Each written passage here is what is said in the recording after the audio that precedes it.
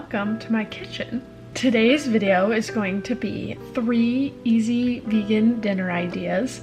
I have been vegan for almost 3 years now, and in that time I've spent a lot of time trying out different recipes, cooking different dinners, and I wanted to share some good beginner-friendly vegan recipes that are easy to make, that use very little ingredients, and that can also be adjusted based on your preferences. These recipes are all my own. I've adapted some of them based on recipes I've seen in the past, but none of them are like close enough to someone else's recipe where I'm copying them. Just wanted to put that little disclaimer out there. If you guys are interested in seeing more vegan related content or food related content, let me know. I would love to make more videos about food. Please make sure you are subscribed if you aren't already, and leave me a comment down below telling me what your favorite dinner to cook is. I think these 3 are some of my favorites. Okay, without further ado, let's get into it. Okay, tonight's dinner is going to be an easy chickpea sweet potato curry. I love making curries because they are very fast. Chickpeas are a good source of vegan protein, and you can kind of add whatever you want into it.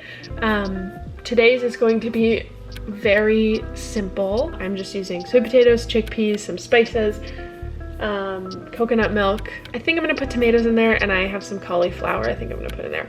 But the cool thing about curry is you can put anything in there you want. You just have to make sure it all is fully cooked, but it always cooks down and it's delicious. I'm very hungry, so I want to get started cooking. I will walk you through everything I do and give you approximate measurements, but I am not an exact measurer, so you will have to use your best judgment when trying these out yourself. First, I'm going to chop up my vegetables and get some oil heated in a pan, and I'm also going to put on a pot of rice because I like rice with my curry. All right, let's get going.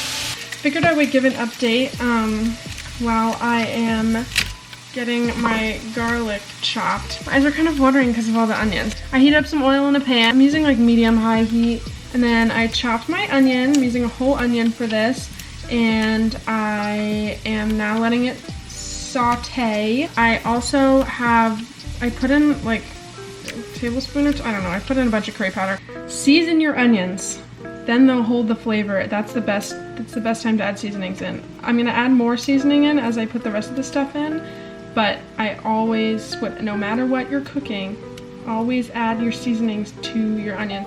Next step, a little hack for the sweet potatoes to help this dish cook faster is take the sweet potato, wash it, peel it, whatever, poke a few holes in it with a fork, and then put it in the microwave wrapped in like a damp paper towel for like 4 or 5 minutes, and then it ends up being really soft and the sweet potato doesn't have to cook as long, and so your food is ready faster, so you don't have to wait for the potato to cook.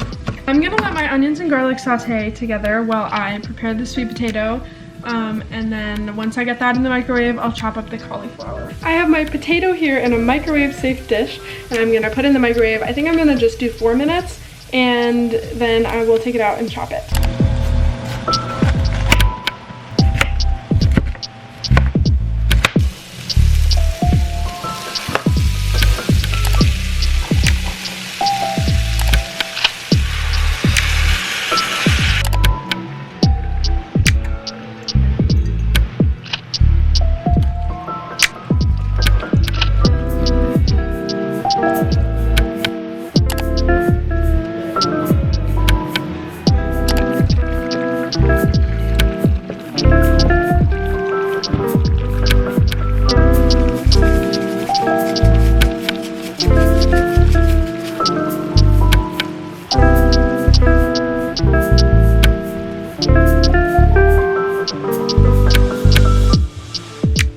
To give you the final update / instruction on this recipe before I eat it. I chopped up the cauliflower and then I put it in the pan with the chickpeas, a can of coconut milk, and I used about half a can of crushed tomatoes just because I had them.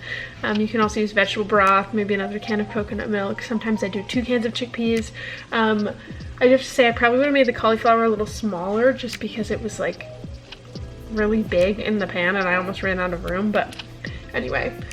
And then I put the lid on, let it simmer, and cooked the cauliflower, and then I added the potatoes in. You can totally add the potatoes in raw. I just think steaming them a little bit makes it cook faster. And yes, that's what I did. Added some more spices. I really just used curry powder because it's like a curry powder mix, whatever. Just has a little more seasoning in there than that. I also used salt and pepper, and then I basically just let it cook down. And it's done, and I'm ready to eat it with some rice, and yeah. All right, that's it for the first recipe. I will see you guys another night when I make another dinner. Hi friends, it is another day, which means another dinner.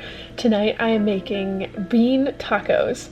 There are multiple ways that I do this. Sometimes I make the peppers and onions separate and make the beans, but today I'm gonna make it all together. So this is very easy. I'm using 2 bell peppers, 1 onion, 1 can of beans, some frozen corn, and that's literally it.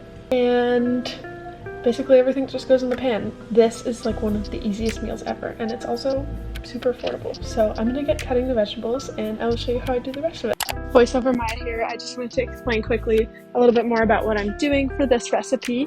As you can see here, I chop my onion and putting that in the pan first, and then I'm gonna add in my bell pepper. After I add the onion and the pepper in, I'm gonna add in all of these seasonings. Like I said, for the curry recipe, it's really important to season your onions. That's when they take in all the flavor while they're sauteing. So I'm putting in a lot of seasoning here to make sure that these bean tacos taste delicious. I also decided to add in some zucchini, so I'm chopping that up here. And then just rinsing off my beans. I'm gonna add those in.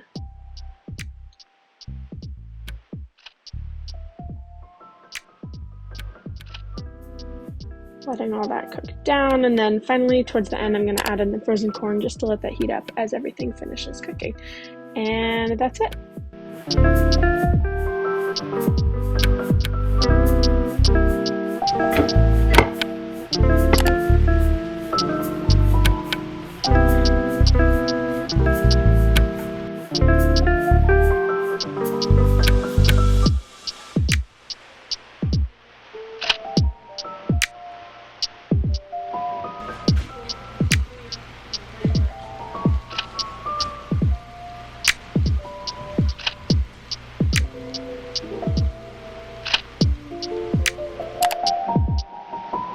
Hi friends, we've made it to the last recipe.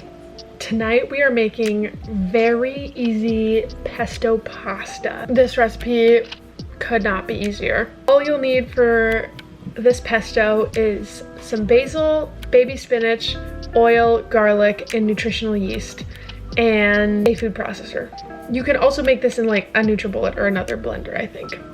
And with the pesto tonight, I am having spaghetti, and I'm gonna put cannellini beans in it. First thing we need to do though is go pick basil out of the garden.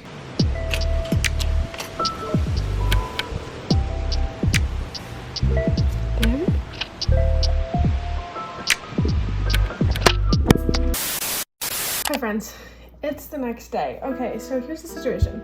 As you just saw, yesterday while I was filming myself in the garden picking basil, my camera tumbled to its doom.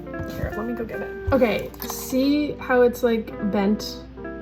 It's basically broken, but it's a fixable problem, I think. For now, I want to finish doing this video, so we're gonna film the rest of this on my phone. Sorry for the change, but hopefully this delicious, yummy, easy pesto recipe will make up for it. What I have here is all of the basil that I picked in our garden yesterday. I'm going to rinse this off, and I'm also going to start boiling some water. Into this food processor, we're putting all of this basil. I don't really really dry it off. I don't really think it's that big of a deal. I would say like a good, like, big handful of basil. I have spinach from Trader Joe's. I'm gonna say maybe like a handful and a half of spinach, basically whatever fits in there. I will add probably a little more spinach after I blend it once. 1 clove of garlic, 2 cloves of garlic, 3 cloves of garlic. Then I'm gonna add, I would guess like a 1/4 cup of olive oil. Maybe a little less than a 1/4 cup of olive oil. Then salt, and I would say probably like 2 or 3 tablespoons of nutritional yeast. Okay, that's kind of a lot. Now we're gonna blend this.